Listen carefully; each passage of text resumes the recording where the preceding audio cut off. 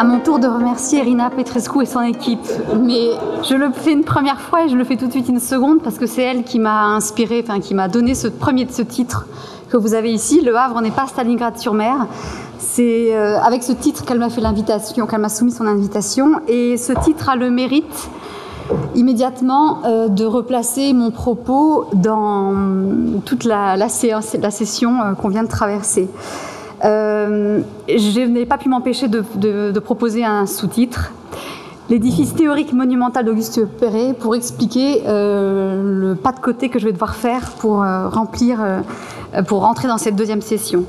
Le cas de l'œuvre de l'architecte français Auguste Perret est probablement singulier, même très singulier dans le cadre de cette deuxième session. Sur plus d'un siècle, Auguste Perret s'est consacré à la reconstruction rationnelle du classicisme, inflexible aux modes. Il a persisté dans la recherche constante d'un nouvel ordre architectural du béton armé, aboutissant, je suis désolée pour les légendes, j'avais pas le même format, donc elles vont déborder toutes, mais aboutissant donc à ces ossatures qu'on a sous les yeux, des ossatures de béton rythmées à l'ordonnance classique. Il ne fait donc aucun doute que la monumentalité que véhicule son œuvre ait réussi à assouvir le besoin de représentation de la sphère publique. Le monument est en effet toujours le bienvenu pour souligner le prestige des institutions, pour asseoir un pouvoir politique ou encore manifester une puissance économique. Mais l'ordre monumental auquel Perret parvient n'est pas du tout à inscrire dans ses sollicitations externes d'ordre symbolique. Perret discrimine les deux sphères et, je le cite, « le technique ne doit pas se laisser influencer par le politique ». La primauté de l'architecture sur le politique ne fait pour lui aucun doute. L'architecture ne doit pas être dans une posture idéologique ou dans une quelconque déférence au pouvoir. Pourtant, les relations entre l'État et Perret ont été nombreuses, vous les avez sous les yeux, et de plus en plus soutenues au cours de sa carrière. Elles se nouent dès 1907, autour du statut très original de la structure à double compétence de Perret, à la fois une agence-entreprise spécialisée dans le béton armé. Ensuite, les années 30 qui confirment l'autorité de Perret, qualifiée de maître de l'architecture, vont stabiliser, voire renforcer ces liens.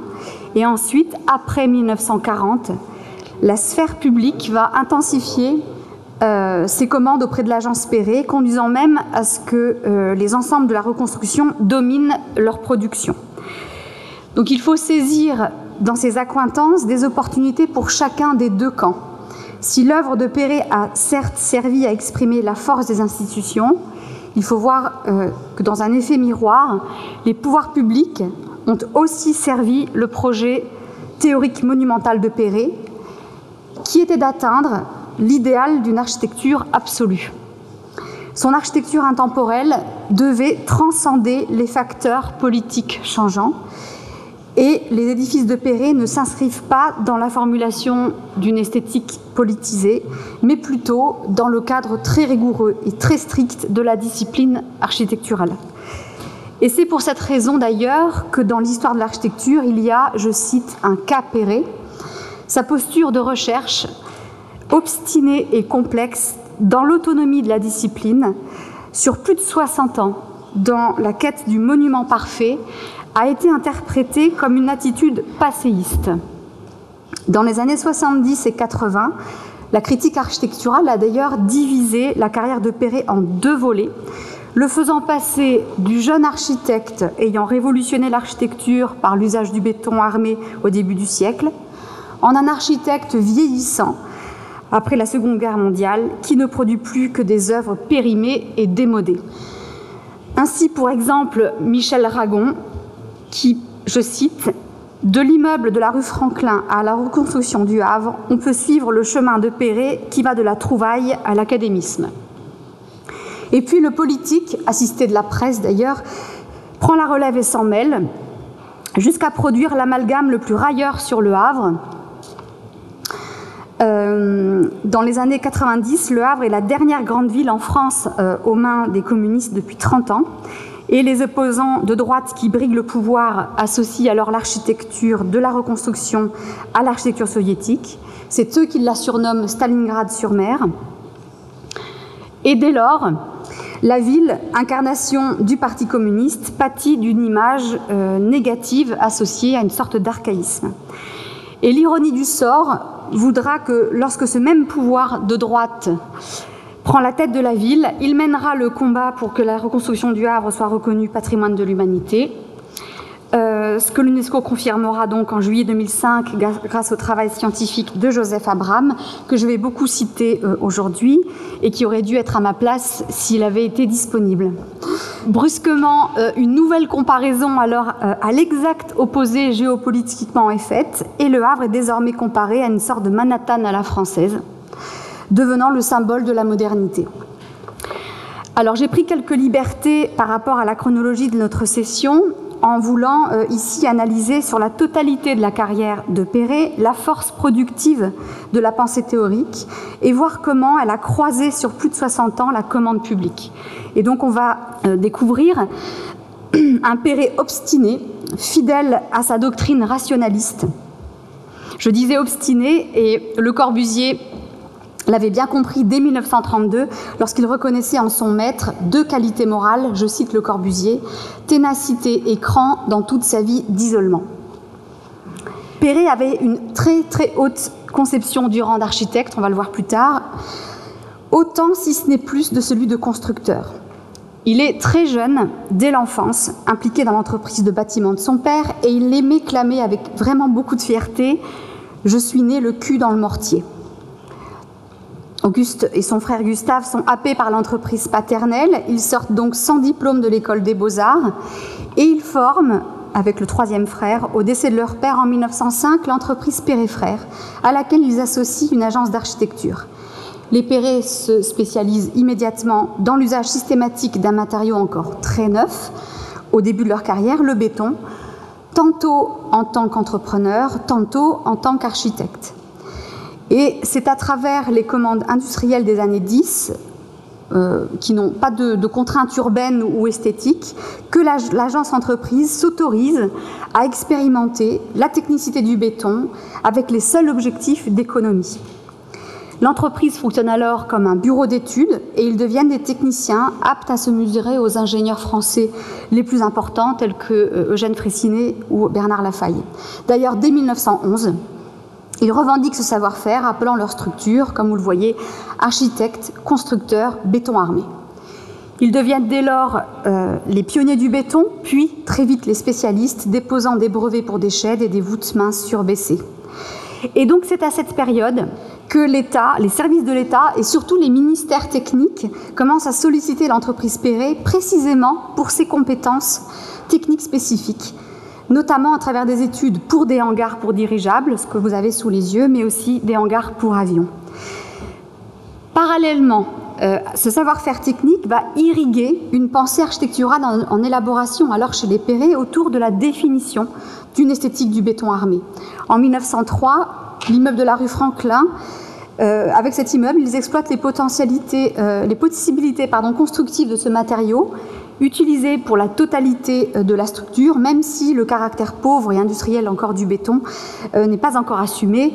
Vous voyez ici, la structure est dissimulée, à peine suggérée en façade. Très vite, avec le garage de la rue Pontieux, en 1906, les Perret réalisent un premier essai de mise en représentation de la structure. Leur projet très très moderne exhibe clairement cette fois-ci une ossature de ciment armé brute et minimaliste, sans sacrifier l'expressivité architecturale. Et c'est cette même approche rationaliste qui fait de la grande nef des ateliers Esders une icône de l'architecture moderne sur laquelle la critique a écrit, je cite, « L'usine rejoint le temple ». Donc dès les années 20, leurs édifices aux lignes esthétiques ont fini par distinguer l'entreprise Perret des autres entreprises spécialisées dans le béton.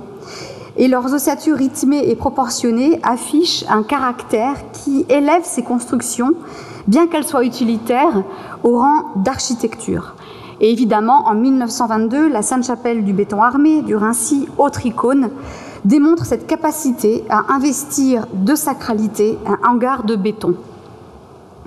C'est cette même aptitude à considérer n'importe quel programme, qu'il soit noble, sacré ou utilitaire, avec le même langage architectural et le même souci d'économie qui va séduire l'État, le service public. Au cours de cette même période, Auguste Perret s'investit dans les cercles artistiques et culturels parisiens qui prennent en charge la publicité éditoriale de leurs œuvres. Et dès lors, les édifices sont considérés et publiés comme autant de démonstrations de la synthèse incroyable et possible entre, d'un côté, un système technique et constructif rigoureux, et de l'autre, un système formel classique et monumental. L'État ne s'y trompe pas. Commence alors pour Perret l'accès au programme noble des édifices publics, où les valeurs d'officialité font l'objet d'une demande implicite. En 1928, le ministère technique de la Marine leur confie le projet très complexe des bâtiments du service technique des constructions navales, complexe parce qu'il mêlait espace utilitaire et espace de représentation. Et puis, d'autres programmes monumentaux pour l'État se succèdent.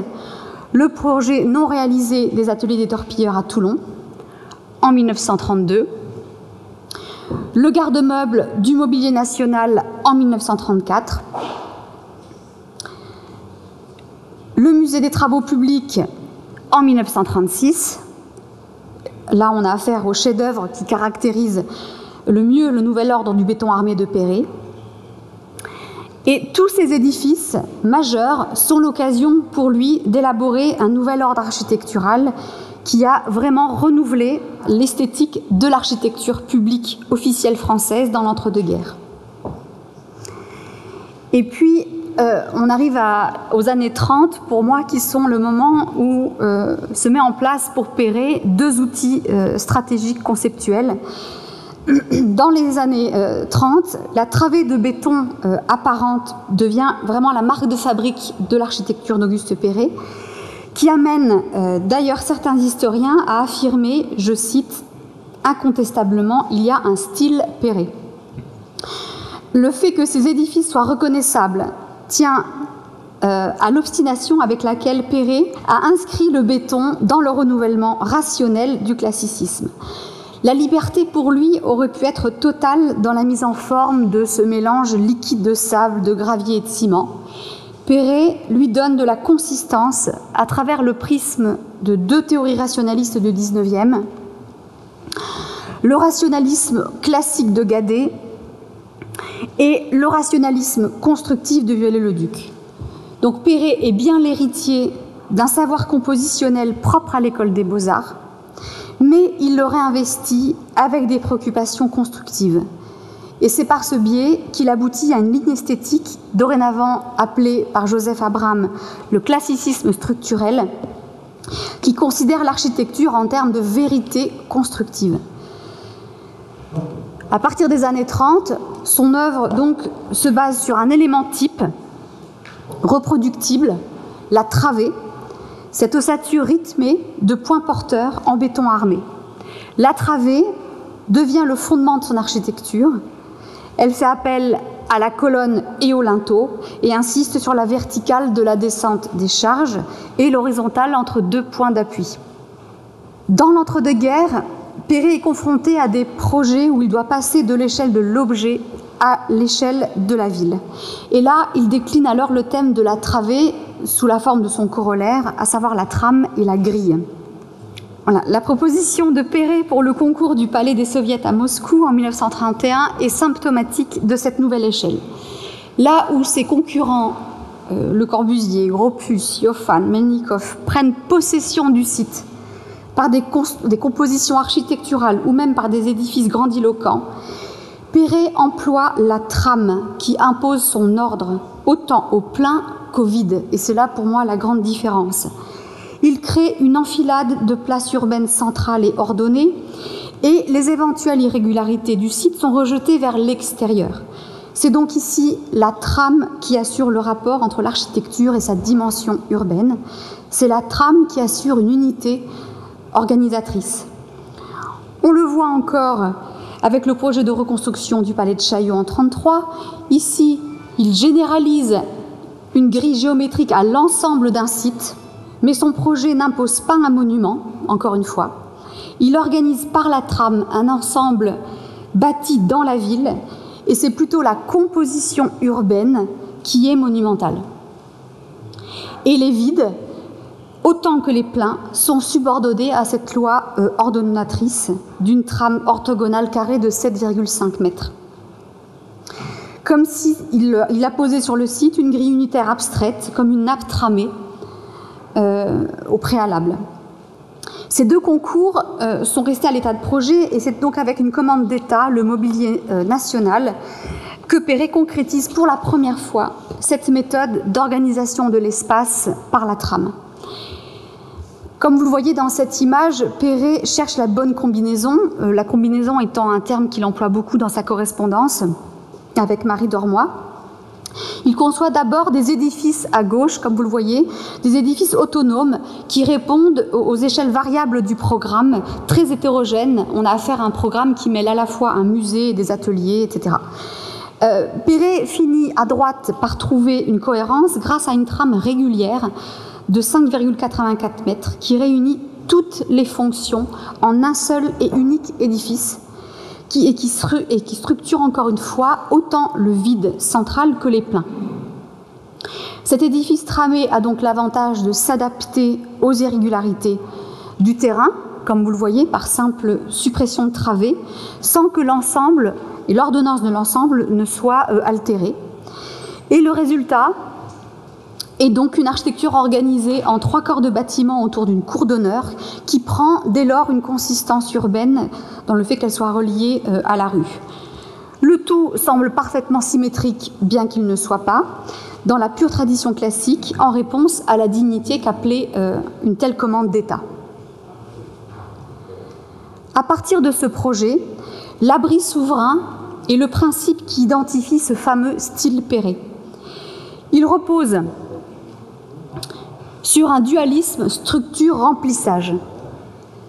Perret distingue d'un côté l'ossature primaire puissante et durable, en béton armé, coulé, et qui détermine un ordre souverain autonome. C'est cet ordre qui doit exprimer la permanence, comme le temple classique grec. De l'autre, des remplissages entre les piliers qui, eux, incarnent le transitoire, c'est-à-dire pour lui, la fonction de l'édifice, et qui ne sont composés que d'éléments préfabriqués, potentiellement réversibles. Cette hiérarchisation entre structure immuable d'un côté et enveloppe amovible de l'autre s'avère être un système d'une très grande souplesse. Elle permet finalement à l'édifice de ne pas être figé dans le temps. Et finalement, la doctrine de Perret, c'est la disponibilité sous la rigueur, avec ces éléments préfabriqués qui sont entièrement démontables, comme le montrent ces images, pour différents projets. Et là, le squelette de l'abri souverain et l'immeuble abouti de l'immeuble Lange, à Paris. Incontestablement, dans la période qui nous intéresse dans cette session, au début des années 40, Auguste Perret est au sommet de sa carrière institutionnelle. Membre du Conseil supérieur de l'Ordre des architectes dès sa création en 1941, responsable d'un atelier à l'École des Beaux-Arts en 1942, alors qu'il n'est lui-même pas diplômé, je le rappelle, membre et académicien dès 1943, Auguste Perret, avec ses titres honorifiques, est hissé aux plus grandes places d'honneur de la profession, au statut de commandeur. Au lendemain de la Seconde Guerre mondiale, en décembre 1945, dans un climat d'effervescence lié à la réédification du pays, il prend la parole en tant que président de l'Ordre des architectes et s'adresse à tous les architectes du pays. Mes chers confrères, devant l'immense tâche qui nous attend, rappelons-nous qu'au cours du temps, architecte celui qui du XIe au XVIIIe couvrit d'œuvres françaises l'Europe tout entière avec une partie de l'Orient. Architecte celui qui s'essayait à la droite de César et dont le triomphe le précédait immédiatement. Architecte celui qui fit le Parthénon. Architecte aussi le pharaon lui-même, constructeur de palais et de temples. Et qu'appelés que nous sommes à commander aux élites de la nation, le moment est aujourd'hui venu de nous montrer dignes de ce glorieux, de ce superbe passé. Dans cette missive, Perret croit au principe d'égalité entre l'architecte et l'homme d'État, ou, pour reprendre le terme de Jean-Luc Cohen ce matin, de symétrie. Plus que jamais, l'architecte doit gouverner. Et après-guerre, sa doctrine éprouvée et sollicitée par la sphère publique, elle peut répondre précisément à l'urgence à laquelle est confronté l'État français et aux besoins de dignité dont a besoin le pays pour se relever. Les commandes publiques se multiplient auprès de son agence et les grands projets urbains de la reconstruction deviennent des opportunités pour aborder enfin la grande échelle. Quelques exemples: l'usine à Issoire par le ministère de l'Armement en 1939, la gare d'Amiens par le commissariat à la reconstruction, les hangars, l'aéroport à Marignane du secrétariat général à la Défense. Autant d'occasions pour Perret d'expérimenter un nouvel ordre monumental urbain. Et la reconstruction du Havre et le centre d'études nucléaires de Saclay, chacune sur 150 hectares et sur lesquels je vais m'arrêter, sont les deux dernières commandes publiques du grand maître. En 1945, d'anciens élèves de Perret sollicitent le ministre de la Reconstruction et de l'Urbanisme pour que soit attribuée à Perret la reconstruction d'une ville française. Ils étaient une soixantaine à s'être réunis autour du maître en un atelier de la reconstruction, Auguste Perret. Le ministère accepte et offre à l'atelier la ville la plus sinistrée du pays, Le Havre. Auguste Perret devient donc l'architecte en chef de la gigantesque reconstruction de la Porte Océane. La trame, comme expression d'une volonté organisatrice, ne sera jamais aussi puissante. Comme vous le voyez, le plan général de l'ensemble des 150 hectares de ruines repose sur une grille orthogonale qui détermine à la fois la dimension des îlots, celle des bâtiments et la structure de la voirie. Pour la première fois, Perret applique une trame unique et uniforme basée sur un module carré de 6,24 m à l'échelle d'une ville. La répétitivité d'une travée identique donne vraiment à la composition urbaine son rythme et aussi son caractère classique et monumental. Pourtant, si la trame discipline l'espace, elle autorise aussi une diversité dans la définition des masses construites et des vides pour éviter toute homogénéité. Et précisément, la force du projet est d'avoir su utiliser une uniformisation dimensionnelle comme une langue commune pour la centaine d'architectes qui allaient intervenir sur le site. À l'intérieur de ces règles rigides, Perret finalement n'a fait que donner la mesure, et ensuite chaque architecte a pu déployer sa propre écriture à la faveur d'une grande variété dans le traitement des façades, des colonnes et des encadrements de fenêtres. Lui-même, Perret d'ailleurs, n'ayant construit que 3 ensembles, celui que vous avez sous les yeux, les Isaïes, les premiers immeubles, l'hôtel de ville et l'église Saint-Joseph. Le reste a été aux mains d'autres architectes. Le centre d'études nucléaires, je voulais vous montrer quand même quelques images du Havre. Donc la place de l'hôtel de ville, l'aboutissement de la rue de Paris sur l'embouchure et les Isaïes en construction. Et évidemment la travée chère à Perret. Le centre d'études nucléaires est la dernière des grandes commandes de l'État à l'architecte, et c'est avec cette grande cité destinée aux recherches atomiques que sa doctrine architecturale révèle toute sa puissance et aussi son actualité, j'insiste sur ce terme. À la Libération, après les bombardements de Hiroshima et Nagasaki en août 1945, la science nucléaire devient plus que jamais une priorité nationale pour la France, qui accuse un retard dans les recherches, avec la fuite des scientifiques hors de France pendant la guerre. En urgence, le général de Gaulle crée en octobre 1945 le commissariat à l'énergie atomique. La construction d'un grand centre d'études nucléaires à Saclay, au sud de Paris, devient une priorité pour que la France devienne un État technoscientifique puissant. Mais cette cité atomique est une commande qui soulève un nombre de paradoxes en chaîne dans son rapport au projet architectural. Premier dilemme, d'abord, dans une science aussi neuve que le nucléaire, la recherche fonctionne par tâtonnement et entraîne un allongement du temps de la décision qui entre en conflit, vous l'avez compris, avec l'urgence du projet.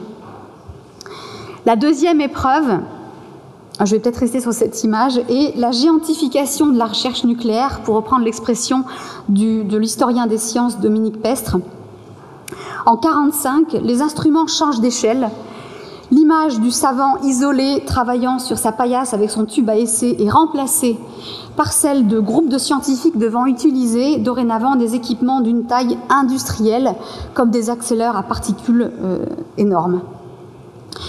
Le temps scientifique, c'est-à-dire le temps qui lie l'idée d'une expérience à sa réalisation, est dorénavant très étendu, puisqu'il dépend du temps d'élaboration-édification incompressible de ces bâtiments-outils désormais. Le second paradoxe, c'est donc que le programme scientifique était en construction en même temps que la fabrication du projet architectural. Et la troisième épreuve concerne le temps de l'usage de l'édifice-outil. L'instrument géant, rapidement dépassé par les découvertes qu'il aura permises, est porteur d'une obsolescence précoce que l'architecte doit donc absolument anticiper. Alors autant dire ici que le travail de l'architecte du futur centre atomique, pris dans la spirale de la contrainte du temps, relève d'une performance. Et l'idée d'édifier des édifices provisoires et démontables a été au début envisagée, mais la demande de la direction, surtout de Raoul Dautry, l'administrateur général du CEA, était sans appel.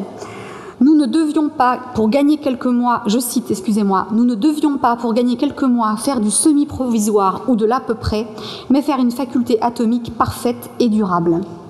Cette cité devait être la vitrine de l'excellence scientifique de la France d'après-guerre, ce qu'elle a été, vu que la plupart des délégations étrangères venaient prendre une photo devant le bâtiment de la direction que vous avez sous les yeux.